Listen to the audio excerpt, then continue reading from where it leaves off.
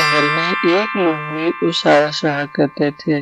دونوں بہت اچھے دوست تھے اور مل کر رہتے تھے۔ سارس بہت نیک اور ایماندار تھا جبکہ لومڑی چالاک تھی۔ ایک دن لومڑی کو خیال آیا کہ کیوں نہ سارس کا مذاق اڑایا جائے، تو اس نے ایک منصوبہ بنایا۔ اگلے دن جب دونوں ملے تو لومڑی نے سارس کو اپنے گھر کھانے کی دعوت دی اور کہا، سارس بھائی آپ کل میرے گھر آنا، وہاں ہم پارٹی کریں گے اور خوب مزے کریں گے اور ساتھ میں کھانا بھی کھائیں گے۔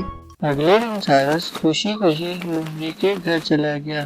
وہاں پر لومڑی نے سارس بھیا کا استقبال کیا اور کھانے کی میز پہ اس کو بٹھا دیا۔ سارس کھانے کا انتظار کرنے لگا۔ لومڑی بہت چالاک تھی، اس نے سارس کے سامنے ایک پلیٹ میں شوربہ ڈال کے دیا اور کہا، سارس بھائی مجھے معاف کرنا، میرے گھر میں اس پلیٹ کے علاوہ کوئی اور برتن نہیں ہے، تو ایسے ہی آپ کو کھانا کھانا پڑے گا۔ اور خود وہ ایک کھلے برتن میں کھانا کھانے لگی۔ بیچارہ سارس لمبی چونچ کی وجہ سے کچھ بھی نہ کھا سکا اور خالی پیٹ گھر چلا گیا۔ یہ دیکھ کے لومڑی بہت ہی خوش ہو گئی۔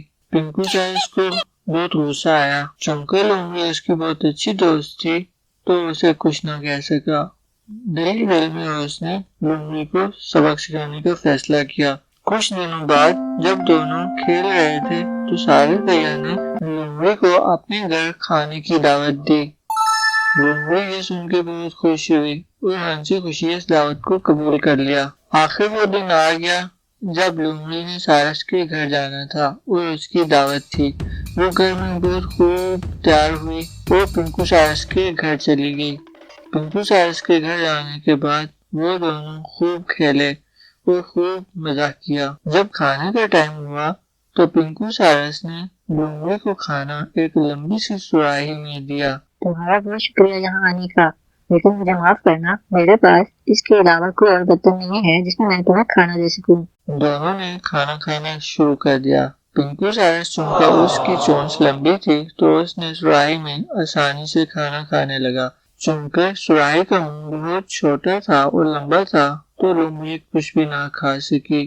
اسے اب یاد آیا کہ اس نے پنکو سارس کے ساتھ جو کیا تھا وہ بہت ہی غلط ہوا تھا۔ اسے اپنی غلطی کا احساس ہو چکا تھا، لیکن پھر بھی اس نے پنکو سارس سے کہا، پنکو سارس تم نے میرے ساتھ ایسا کیوں کیا؟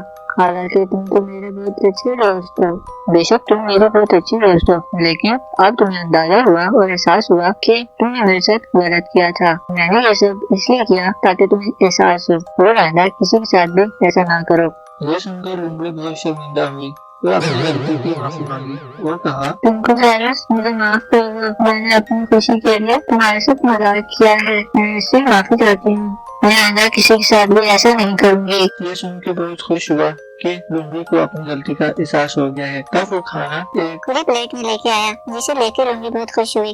دونوں نے مل بانٹ کے کھانا کھایا اور خوب مزے کیے۔ پیارے بچوں، اگر آپ کو بھی عادت ہے کہ آپ دوسرے بچوں کا مذاق اڑاتے ہو تو یہ بہت غلط بات ہے، کیونکہ جب کوئی دوسرا آپ کا مذاق اڑاتا ہے تو تب آپ کو پتہ چلتا ہے کہ کتنی تکلیف آپ کو ملتی ہے۔ اسی لیے ہمیں کسی کا بھی مذاق نہیں اڑانا چاہیے اور مل بانٹ کے رہنا چاہیے۔ پلیز ہمارے چینل کو سبسکرائب کر دیجیے، اس ویڈیو پہ بہت محنت لگتی ہے۔